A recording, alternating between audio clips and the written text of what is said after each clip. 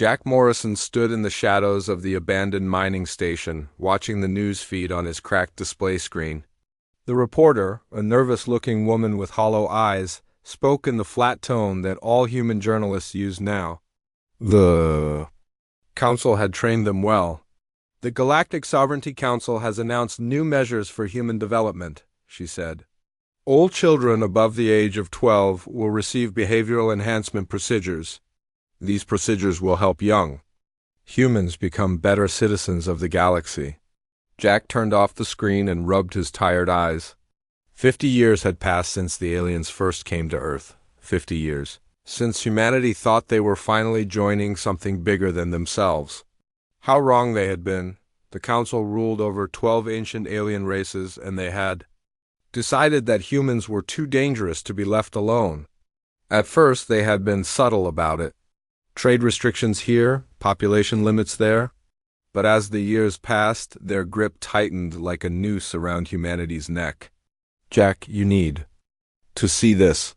Dr. Lisa Parker entered the room, her lab coat stained with grease and her brown hair pulled back in a messy knot. She had been working for 18 hours straight, trying to understand the alien technology they had stolen from a council transport. "What is it, Lisa?" Jack asked, though he could tell from her expression that it was bad news. "The behavioral enhancement procedures. They're not what the council claims they are." She handed him a datapad filled with medical scans and technical diagrams. "I've been studying the equipment they're shipping to Earth. Jack, these machines don't enhance anything, they destroy it." Jack looked at the scans, though he could barely understand the medical terms. "Explain it to me like I'm 5 years old." "The procedures target the parts of the human brain that make us creative, ambitious, and independent. They burn out those neural pathways completely. The humans who come out of these machines won't be able to think for themselves. They'll be happy, obedient slaves who never question anything." The datapad slipped from Jack's fingers and clattered to the floor. He had known the council was evil, but this was beyond anything he had imagined. They weren't just trying to control humanity. They were trying to destroy what made humans human. "How long do we have?" he asked. 6 months. "The first procedures are scheduled to begin in the major Earth cities. New York, London, Tokyo, Moscow. They're starting with the biggest populations first." Jack walked to the small window that looked out into the asteroid belt. Chunks of rock and ice drifted past in the endless darkness of space. This mining station had been abandoned for 10 years, but it made a perfect hiding place for his small resistance group. The council never bothered to check old mining claims. They thought humans were too stupid to hide right under their noses. "Where's Ryan?" Jack asked. "In the hangar, working on the ship. We got word from the colony on Kepler 442b. They're ready to start fighting back, but they need weapons and supplies." Captain Ryan Brooks had been a smuggler before the Resistance recruited him. He knew every backwater trade route and abandoned station in human space. His modified cargo hauler could slip past council patrols without being detected, carrying weapons and messages between isolated human settlements. Jack had been building this resistance network for 10 years, ever since the council destroyed his military career. He had been a colonel in the Earth Defense Force, back when humans were still allowed to have a military. The council had disbanded the EDF 5 years ago, claiming that humans no longer needed to defend themselves. The truth was that the council feared human military tactics. In the few skirmishes that had occurred during the early years of contact, human forces had shown an alarming ability to adapt and improvise. The aliens fought according to ancient rules and traditions. Humans fought to win, using whatever methods worked. "Sir, we've got incoming." Ryan's voice crackled over the intercom. "Council patrol, 3 ships. They're doing a standard sweep, but they're heading this way." Jack grabbed his jacket and headed for the command center. The mining station's sensors showed 3 sleek alien vessels moving through the asteroid field. They were Hegemony-class patrol ships, designed for intimidation rather than combat. The council wanted humans to see their ships and feel helpless. "Power down everything non-essential," Jack ordered. "We're just another dead rock in space." The station went dark except for emergency lighting. Jack watched the patrol ships pass by, their blue engines leaving trails of light in the darkness. The lead ship was close enough that he could see the council markings on its hull, a stylized symbol that represented the unity of the 12 alien races. It was supposed to inspire peace and cooperation. To Jack, it looked like a boot crushing everything beneath it. "They're moving on," Ryan reported, "heading toward the inner system." Jack nodded, but he didn't relax. The council patrols were getting more frequent. Admiral Zethkri, the alien who commanded the pacification fleet, was tightening his grip on human space. The admiral belonged to the hegemony, a proud warrior race that viewed humans as barely evolved animals. He had been assigned to implement the neural modification program, and he was taking his job seriously. "Lisa, how many humans do you think know what's really happening?" Jack asked. "Not many. The council controls all official communications. Most humans only hear what the council wants them to hear. Some suspect the truth, but they're too scared to speak up. And the ones who do speak up disappear," Ryan added, entering the command center. He was a tall man with rough hands and suspicious eyes. Years of smuggling had taught him to trust no one, but he had thrown in with the resistance because he couldn't stand to watch humanity die slowly. Jack had recruited about 30 people to his cause. They were scattered across a dozen different hideouts, connected by secret communications and shared determination. It wasn't much of an army, but it was a start. "We need to do something big," Jack said. "Something that will wake people up and show them that the council can be fought." "What do you have in mind?" Lisa asked. "The research facility on Titan 7. Intelligence says they're developing the neural modification technology there. If we could hit that facility, destroy their research, maybe rescue some of the test subjects." "That's a suicide mission," Ryan interrupted. "The facility is heavily guarded. Council security, automated defenses, the works. We'd never make it out alive." "Maybe not," Jack agreed. "But if we don't try, humanity is finished anyway. In 6 months, they start the procedures. In 6 years, there won't be a single free human left in the galaxy." The three of them stood in silence, considering the weight of what Jack was suggesting. The resistance had been focused on survival until now, hiding in the shadows and helping small groups of humans escape council attention. But hiding wouldn't save the species. Sooner or later, they would have to fight. "I'll need to check my routes," Ryan said finally. "See if there's a way to get close to Titan 7 without triggering their sensors. And I'll need to study the facilities layout," Lisa added. "If we're going to rescue the test subjects, I'll need to know where they're being held." Jack felt a spark of hope for the first time in months. It was a desperate plan, probably doomed to failure. But it was better than waiting for the council to destroy humanity piece by piece. Outside the window, the stars shone with cold light. Somewhere out there, millions of humans were living their lives, unaware that their species was about to be lobotomized into submission. Most would never know what hit them. They would wake up one day as slaves and never understand what they had lost, but a few would resist. A few would fight back. And maybe, just maybe, that would be enough to keep the human spirit alive until someone figured out how to fan it back into flame. Jack Morrison had spent 10 years building a resistance network. Now it was time to find out if it was strong enough to save humanity from extinction.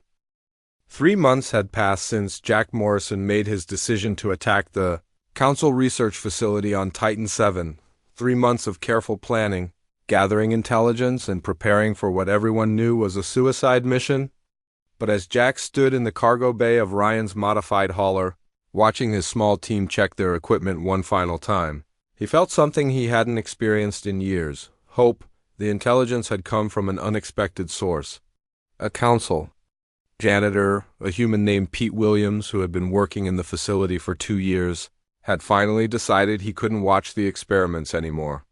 He had smuggled out detailed maps of the facility, guard schedules, and most importantly, the location of the prisoner cells. "The test subjects are being held in Section C," Dr. Lisa Parker said, reviewing the stolen data one more time. "That's 3 levels down from the main research lab." If we can get to them, I should be able to reverse any early-stage modifications. Jack nodded and looked at his team. Besides Lisa and Ryan, he had brought two others. Sam Taylor was a demolitions expert who had learned his trade blowing up asteroids for mining companies. The man could make a bomb out of spare parts and good intentions. Amy Chen was their communications specialist, a former engineer who could hack into any system the Council had ever built. Remember, we have 3 objectives, Jack said. First, we destroy the research data and equipment. Second, we rescue as many prisoners as possible. Third, we get out alive. In that order. Ryan Brooks adjusted the ship's course slightly, bringing them closer to Titan 7. The moon was small and rocky, chosen by the Council because it was isolated and easy to defend. The research facility was built into the moon's surface, hidden from casual observation but protected by powerful energy shields and automated defense systems. Council patrol coming up on our starboard side, Amy reported from the communications station. They're requesting our cargo manifest. Send them the fake documents, Ryan said calmly. We're just another supply run bringing food and equipment to the facility. Jack held his breath as the patrol ship moved closer. The Council had been fooled by fake supply runs before, but security had been getting tighter every month. If they were caught now, before they even reached the facility, the mission would be over before it began. They're accepting our documents, Amy said after what felt like an eternity, moving on to their next patrol route. The ship shuddered slightly as Ryan brought them into the facility's docking bay. Through the small porthole Jack could see Council guards waiting for them. They looked bored and lazy, exactly what the Resistance had been hoping for. The Council had been ruling the galaxy for so long that they had forgotten what real opposition looked like. Stay calm, Jack whispered to his team. We're just delivery workers. Nothing suspicious about us. The docking bay doors sealed behind them, and the artificial gravity kicked in. Jack felt his stomach settle as his feet touched the metal deck. He picked up a cargo container filled with fake medical supplies and followed Ryan toward the facility entrance. The Council guards were tall, gray-skinned aliens with 4 arms and black eyes. They belonged to the hegemony, the same race as Admiral Zethkri. They looked at the humans with barely concealed disgust, as if they were handling infected animals. Standard delivery, Ryan said, showing them the fake manifest. Medical supplies. For the research division. One of the guards scanned the cargo containers with a handheld device. The scanner beeped green, accepting the fake identification codes that Amy had programmed into their equipment. The guard waved them through without bothering to inspect the containers more carefully. If he had looked inside, he would have found military-grade explosives, hacking equipment, and enough weapons to arm a small army. But the Council's arrogance worked in humanity's favor. They couldn't imagine that primitive humans would dare to attack one of their facilities. The team split up once they entered the facility. Ryan and Sam headed for the power generation room, where they would plant explosives and create a distraction. Amy went to the communications center to disable the facility's ability to call for help. Jack and Lisa made their way toward Section C, where the prisoners were being held. The facility's corridors were clean and sterile, lit by harsh white lights that hurt Jack's eyes. The walls were covered with symbols and text in alien languages, reminders that humans were strangers in their own galaxy. But Jack had learned to read some of the alien writing during his years in the Resistance. The signs pointed toward research labs, medical facilities, and detention areas. This way, Lisa whispered, pointing down a corridor that led deeper into the facility. The prisoner cells should be just ahead. They passed several Council researchers, tall beings in white coats who ignored the humans completely. To them, Jack and Lisa were just more servants beneath their notice. The arrogance that made the Council so dangerous also made them vulnerable. The first explosion echoed through the facility just as Jack and Lisa reached Section C. Sam had blown up the main power generator, plunging half the facility into darkness. Emergency lighting kicked in, bathing everything in red light that made the sterile corridors look like the inside of a slaughterhouse. Now we move fast, Jack said, pulling out his weapon. The distraction won't last long. The detention area was guarded by 2 council soldiers, but they were confused and distracted by the explosion. Jack and Lisa took them down quickly and quietly, using stun weapons that would leave them unconscious but alive. The resistance had agreed early on that they would avoid killing when possible. They were fighting for humanity's survival, not revenge. The prison cells were hidden behind a heavy metal door marked with warning symbols in alien script. Lisa used her stolen access codes to unlock the door, and it slid open with a soft hiss. Inside, Jack saw something that made his blood run cold. The cells were filled with humans of all ages. From children to elderly adults, they lay on metal tables, connected to alien machines by tubes and wires. Some were unconscious, others stared at the ceiling with empty eyes. These were the test subjects, the humans the council was using to perfect their neural modification procedures. "My God," Lisa whispered, "what have they done to them?" Jack moved from cell to cell, checking on the prisoners. Most were still alive, but he could see the damage that had been done to their minds. Some responded to his voice, others seemed to look right through him. The council had been experimenting on humans for months, testing different ways to destroy their creativity and independence. In the last cell, Jack found someone he recognized. Kate Morrison, his own daughter, lay connected to a machine that monitored her brain activity. She was 23 years old, a brilliant engineer who had been captured during a council raid on the Mars colonies 2 years ago. Jack had thought she was dead. "Kate," he said softly, disconnecting the tubes and wires. "Can you hear me?" Her eyes opened slowly and she looked at him with confusion. "Dad? How did you get here?" "I'm getting you out of here," Jack said, helping her sit up. "All of you." Lisa was already working on the other prisoners, using her medical knowledge to safely disconnect them from the alien machines. "Some of them have been modified," she said, "but the procedures are still in early stages. I think I can reverse most of the damage." The second explosion shook the facility, and the lights flickered. Sam was doing his job, destroying the research equipment and making sure the council couldn't continue their experiments. But Jack knew they were running out of time. "Amy to Jack." His communicator crackled. "Council reinforcements are on the way. We've got maybe 10 minutes before this place is crawling with soldiers." "How many prisoners can we take?" Jack asked Lisa. 12, maybe 15, the ones who can walk on their own. It wasn't enough. There were over 30 humans in the detention area, and Jack couldn't bear the thought of leaving anyone behind. But he also couldn't sacrifice the entire mission trying to save everyone. "We take who we can," he decided. "The rest will have to wait for another rescue."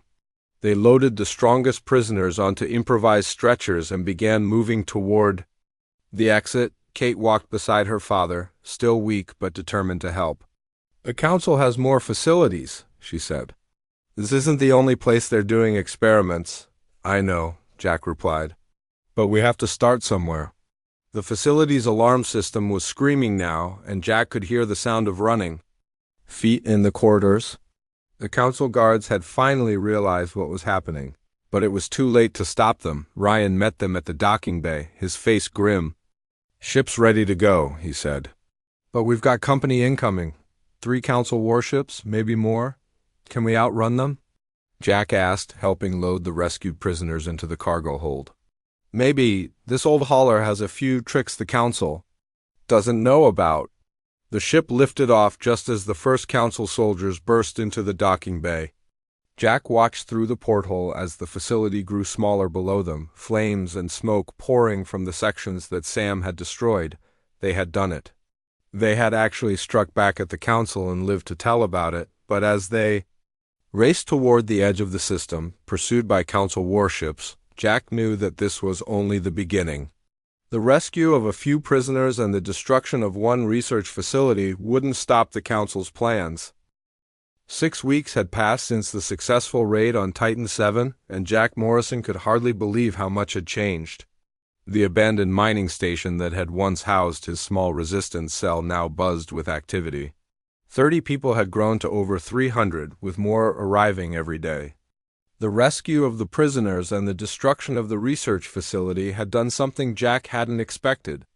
It had given humanity hope. We've got reports coming in from 17 different star systems, Amy Chun said, reading from her communications console. Resistance cells that have been hiding for years are finally coming out of the shadows. They want to know how to fight back.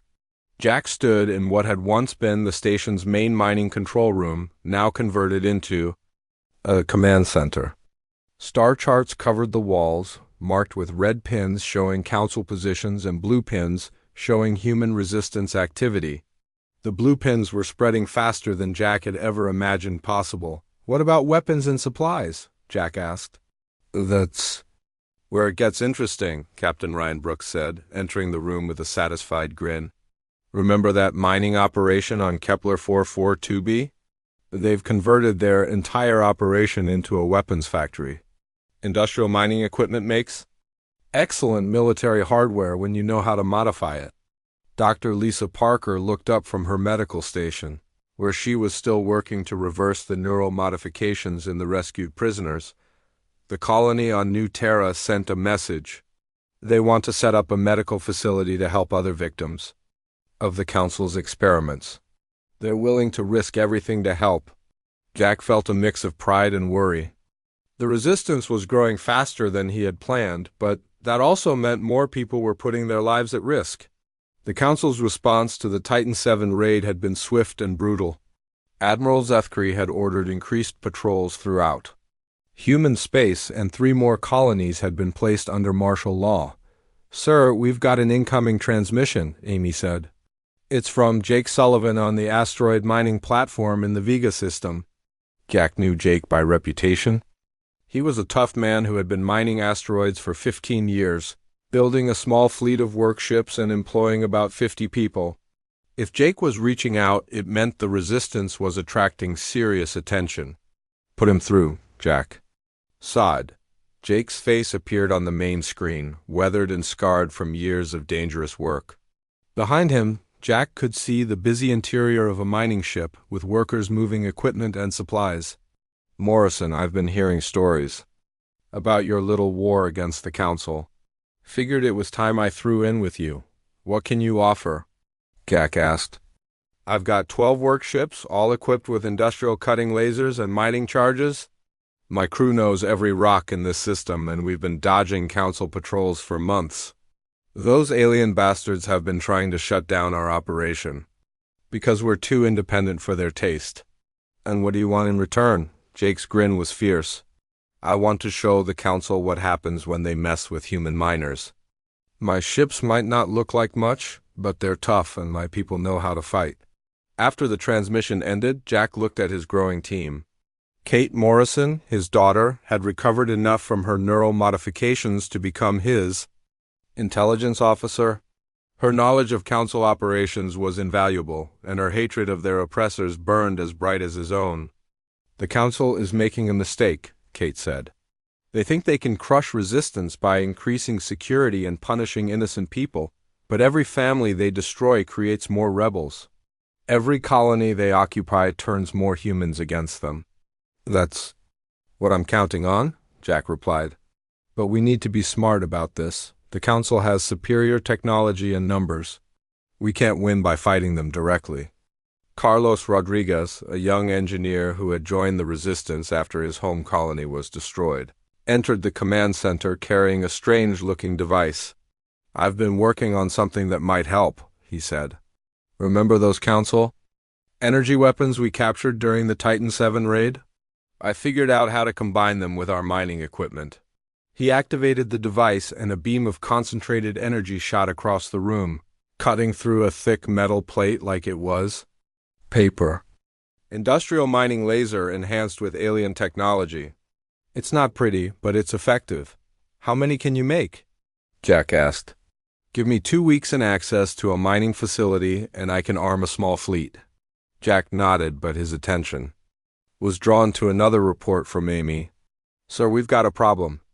3 Council warships are heading for the mining colony on Proxima 7, intelligence suggests. They're planning to destroy the entire facility as punishment for supporting the resistance. How many people? Jack asked.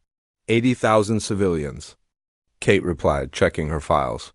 Mostly families, including a lot of children. Jack felt his stomach tighten. This was exactly what he had feared. The council was escalating their response, and innocent people were going to pay the price. But he also knew that this was an opportunity. If the resistance could save Proxima 7, it would prove that they were more than just terrorists hiding in the shadows. "Ryan, how fast can we get there?" Jack asked.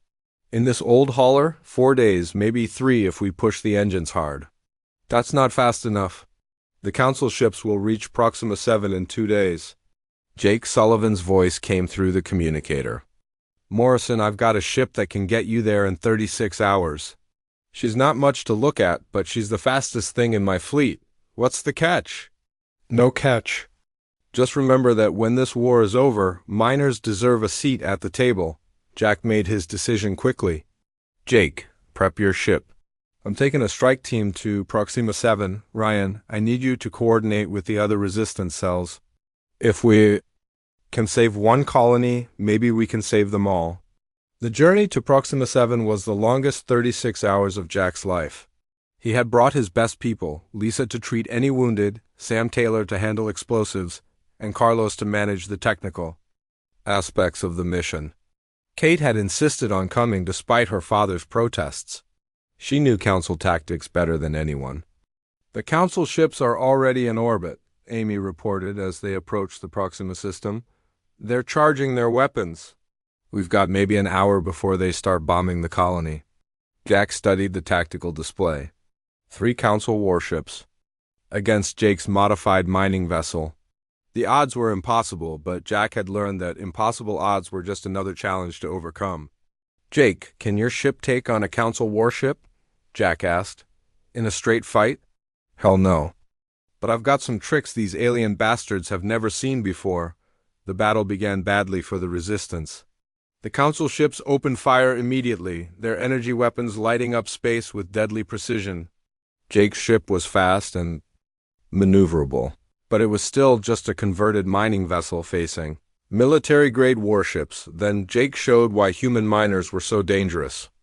Instead of trying to outfight the council ships, he used the asteroid field around Proxima 7 as cover, darting between the rocks and using his ship's industrial equipment in ways the aliens had never imagined. "Watch this," Jake said, firing his mining charges at a large asteroid. The explosion sent tons of rock flying at the nearest council ship, forcing it to retreat or be destroyed by the debris. The battle turned into a deadly game of cat and mouse, with Jake's ship leading the council vessels deeper into the asteroid field. The aliens were skilled pilots, but they were used to fighting in open space. The chaotic environment of the asteroid field favored the humans, who had spent years learning to navigate dangerous conditions.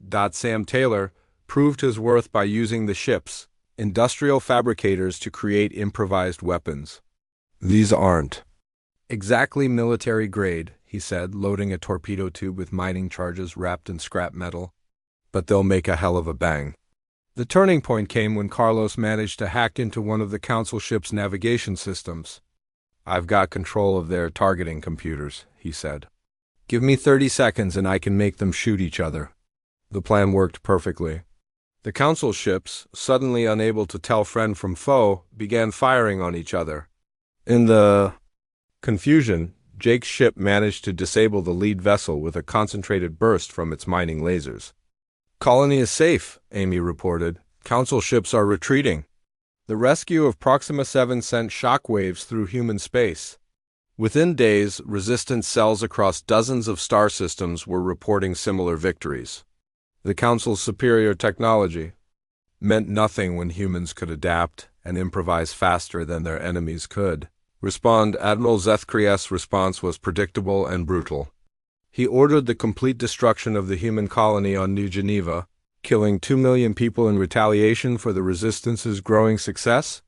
The massacre was meant to terrorize humanity into submission. Instead, it had the opposite effect. The images of the destroyed colony, broadcast throughout human space, created a wave of rage and determination that no amount of council propaganda could suppress. Humans who had been willing to accept alien rule now demanded revenge. "We're getting reports from everywhere," Amy said, reading the latest communications. Resistance cells are forming on worlds that were completely loyal to the Council just weeks ago. They're not asking for permission anymore. They're just starting to fight. 2 weeks remained before the Council's neural modification deadline, and Jack Morrison knew that everything they had fought for would be decided in the next few days. The resistance had grown beyond his wildest dreams, but so had the Council's determination to crush humanity once and for all. Admiral Zethkri had assembled the largest military force in galactic history, and he was preparing to end the human rebellion permanently. "Operation Phoenix is our only chance," Jack said, addressing the crowded command center. Representatives from 47 human worlds had gathered at the secret base, either in person or through encrypted communications. The faces looking back at him showed determination mixed with desperation. They all knew this might be humanity's last stand. Colonel Beth Turner, a former Earth Defense Force officer who now commanded resistance forces in the Alpha Centauri system, spoke first. "My people are ready. We've identified the Council's main command center on Alpha Centauri Prime. If we can take it out, we'll disrupt their communications across 3 star systems." Major Alex Rodriguez, who led the resistance on Mars, nodded in agreement. "The mining colonies are prepared to launch simultaneous strikes. We've converted every piece of industrial equipment we could find into weapons. The Council won't know what hit them." Jack looked at the tactical display showing the planned attacks. Instead of hiding and picking off isolated targets, Operation Phoenix would reveal the full strength of the human resistance. Every world, every station, every hidden base would attack at the same time. It was either victory or extinction. "Remember, this isn't about winning individual battles," Jack said. "This is about showing the galaxy that humanity cannot be broken. Even if we lose, we want the Council to remember that humans fought back with everything they had." Dr. Lisa Parker had been working around the clock to prepare medical teams for the massive operation. "We've identified over 200 Council facilities where humans are being held for neural modification. If we can reach even half of them, we can save thousands of people." Kate Morrison, Jack's daughter, had become the operations intelligence coordinator. Her experience as a prisoner of the Council gave her unique insights into their methods and weaknesses. "The Council is expecting some kind of response," she said. "But they're planning for small-scale attacks, not a coordinated uprising across human space." Captain Ryan Brooks had assembled a fleet of converted civilian ships from across the Resistance Network. Mining vessels, cargo haulers, passenger transports, and even pleasure craft had been modified for combat. They looked like a collection of space junk compared to the Council's sleek warships, but Jack knew that appearances could be deceiving. "The Council fights by the rules," Jake Sullivan said, his weathered face grim with determination. "They use formations, tactics, and strategies that haven't changed in 1,000 years. We're going to show them what happens when humans throw the rulebook out the window." The first phase of Operation Phoenix began exactly at midnight, Galactic Standard Time. Across 47 star systems, human resistance forces launched coordinated attacks on Council installations. The aliens, caught completely off guard by the scale of the uprising, struggled to respond to the chaos erupting throughout their territory. On the mining world of Kepler 442b, Carlos Rodriguez led a team of engineers in a desperate assault on the Council's main processing facility. They used converted mining equipment to blast through the facility's defenses, while improvised explosives destroyed critical infrastructure. The attack succeeded, but Carlos was killed when the facility's reactor exploded, taking out 3 blocks of the surrounding city. The space battle above Proxima 7 became the stuff of legend. Jake Sullivan's fleet of converted mining ships faced off against a full Council battle group, using tactics that no military academy had ever taught. They turned asteroids into weapons, used mining charges as torpedoes, and employed industrial cutting lasers to slice through enemy hulls. "This is insane," one of Jake's pilots reported over the communications channel. "I just cut a Council cruiser in half with a rock saw." "Keep it up," Jake replied, dodging enemy fire while maneuvering his ship through a debris field. "Show these alien bastards what human miners can do when they're angry." The most critical battle took place in the Proxima system, where Captain Ryan Brooks led the largest fleet the Resistance had ever assembled. Over 200 ships, most of them converted civilian vessels, faced off against Admiral Zethkri's pacification fleet. "All ships, this is Morrison," Jack's voice came through the communications system from his position aboard Ryan's flagship. "Today we show the galaxy what humanity is made of. We may not have the best ships or the most advanced weapons, but we have something the Council will never understand. We have the will to fight for our freedom." The battle was a nightmare of explosions, laser fire, and desperate maneuvers. Human ships, outgunned and outnumbered, used their superior mobility and creativity to level the playing field. They rammed Council vessels, used debris as cover, and employed tactics that violated every principle of civilized warfare. Admiral Zethkri watched the battle from his flagship, growing increasingly frustrated as his orderly formations were torn apart by the chaotic human assault. "These creatures fight like animals," he said to his tactical officer. "They have no sense of honor or proper military conduct." "Sir, they're using civilian cargo haulers as suicide bombers," the tactical officer reported. "And their mining ships are somehow cutting through our shields with industrial equipment." "Impossible," Zethkri replied. "Industrial equipment cannot penetrate military-grade shielding." "Tell that to the crew of the Dominance, sir. It was just sliced in half by a converted asteroid mining platform." The turning point came when Major Alex Rodriguez successfully infiltrated the Council's main communications relay on Mars. Using skills learned from years of guerrilla warfare, his team fought their way through the facility's defenses and planted explosives in the Central Command Center. "This is Rodriguez," he reported through a static-filled transmission. "Charges are set. When this place goes up, the Council will lose communications with half their fleet." The explosion could be seen from orbit, a massive fireball that lit up the Martian sky. Across human space, Council forces suddenly found themselves cut off from their command structure, unable to coordinate their responses to the Resistance attacks, but the Council's retaliation was swift and merciless. Admiral Zethkri, realizing that conventional tactics were failing against the human insurgency, made a decision that would haunt him for the rest of his life. He ordered the use of planet-killing weapons against civilian targets. The city of New Angeles on Mars was the first to die. 3 million people were vaporized in an instant as the Council's most powerful weapon turned the entire metropolitan area into a crater of molten glass. The attack was meant to terrorize humanity into submission. Instead, it had the opposite effect. The images of the destroyed city, broadcast throughout human space by Resistance communications networks, created a wave of rage that swept across every human world. People who had been hiding in fear suddenly emerged to join the fight. "They killed 3 million innocent people," Amy Chun said, tears streaming down her face as she watched the reports from Mars. "Children, families, people who never even supported the Resistance. And now the whole galaxy knows what the Council really is," Jack replied, his voice cold with fury. "They've shown their true face. They're not protectors or peacekeepers. They're genocidal monsters who will murder entire cities to maintain their power." The news of New Angeles reached other species throughout the galaxy, many of whom had supported the Council's actions against humanity. But the deliberate targeting of civilians crossed a line that even some of the Council's allies couldn't accept. On the Corvan homeworld, Ambassador Vexstar watched the reports with growing horror.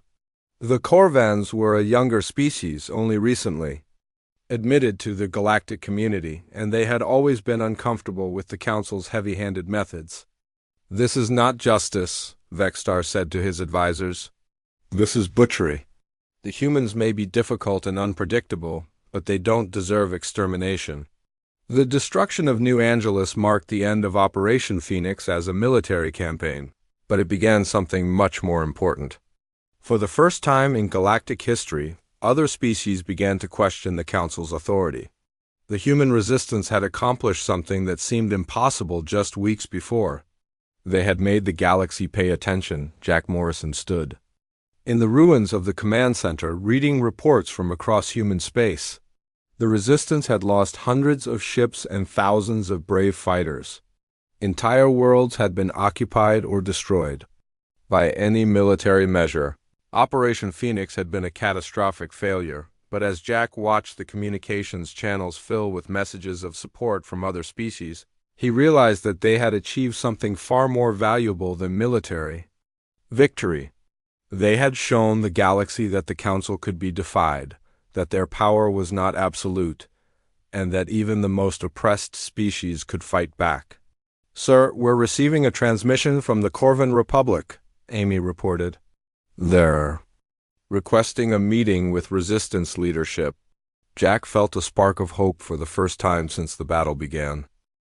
The neural modification deadline had passed 3 days ago, but humanity remained free. The cost had been enormous. Half of human space lay in ruins, billions were dead, and the survivors faced impossible odds.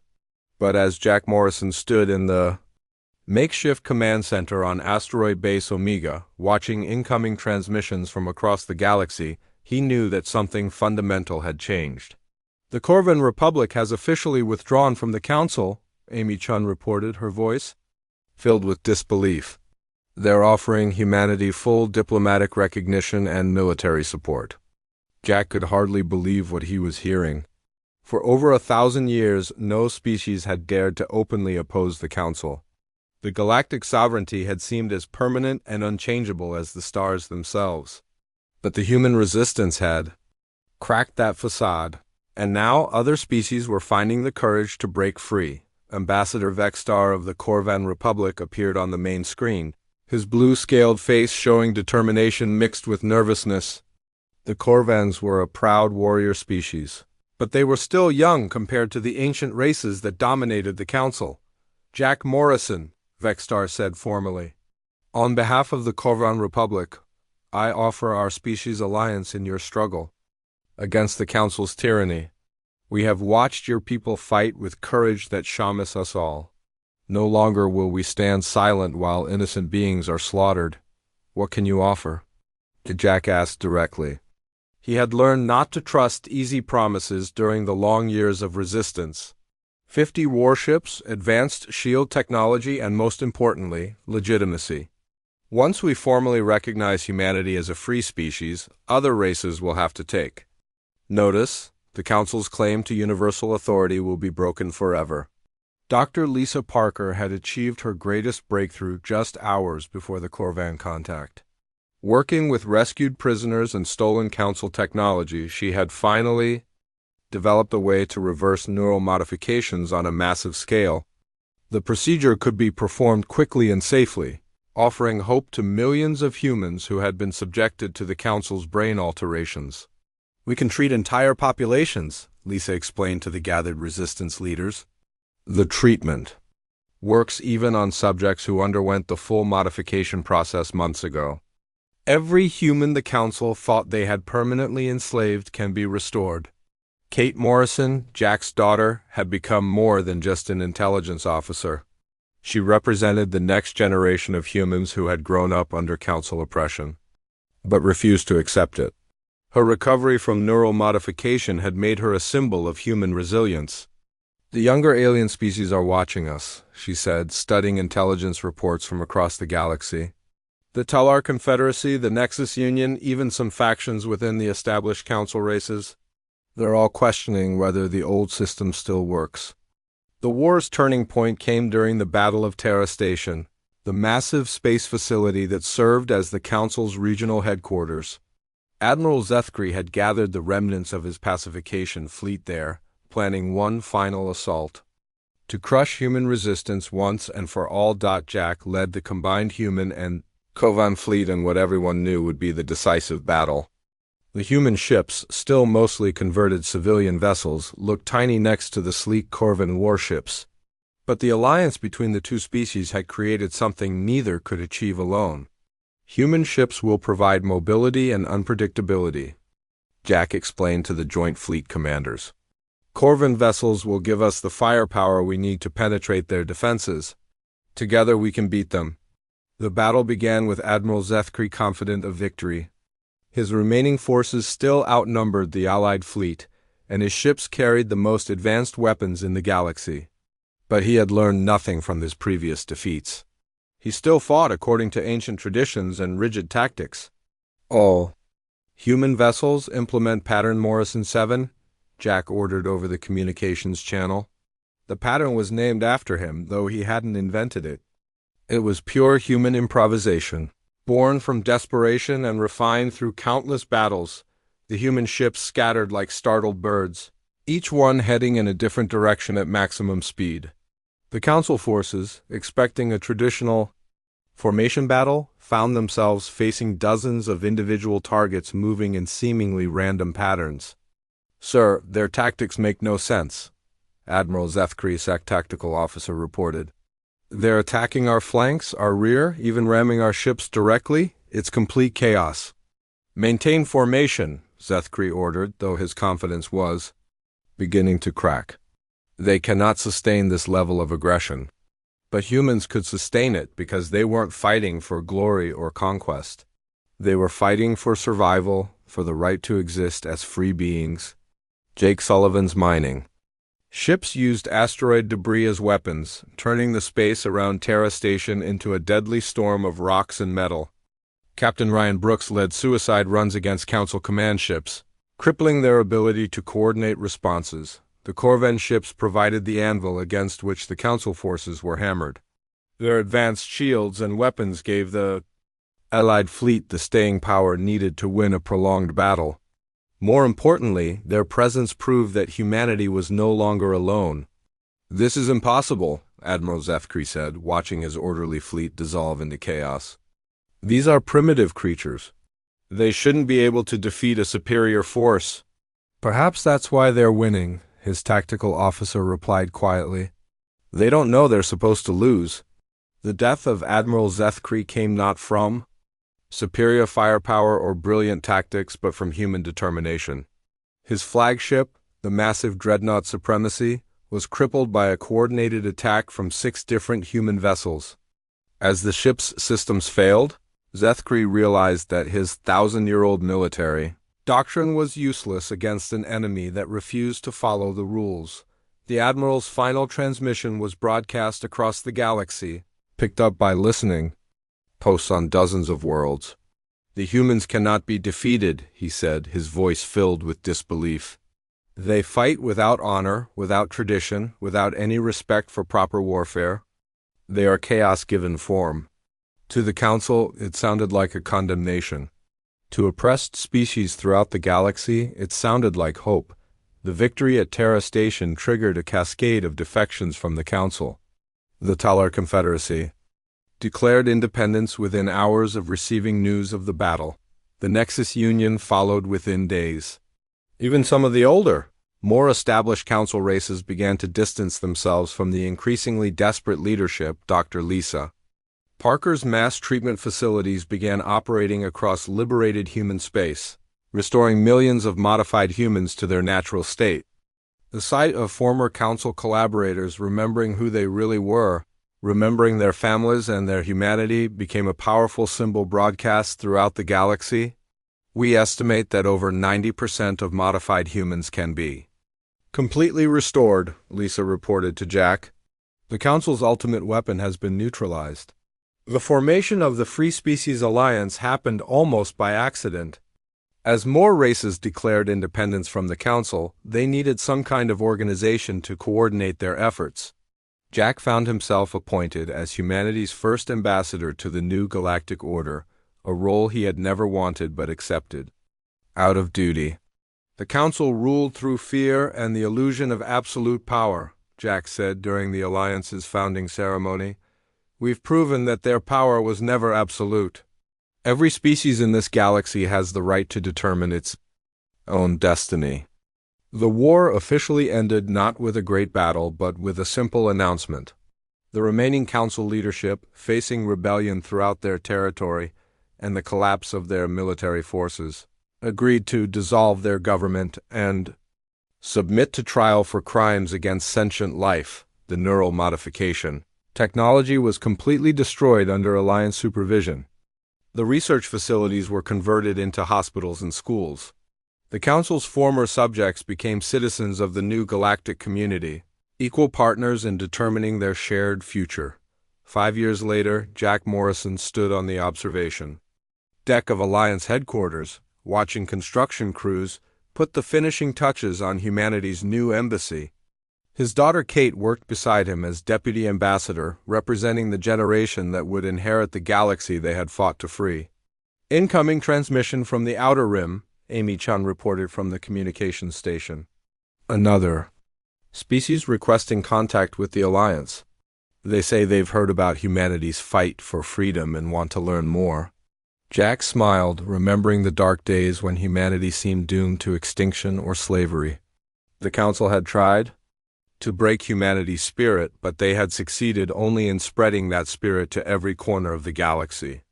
The fire that had once burned in secret resistance bases now lit the way to a future where no species would ever again face the choice between submission and extermination. Tell them we'll be happy to meet with them, Jack said. After all, freedom is something worth sharing? The stars that had once seemed cold and hostile now held infinite promise. Humanity had not only survived the Council's attempt to destroy them, they had transformed the entire galaxy in the process.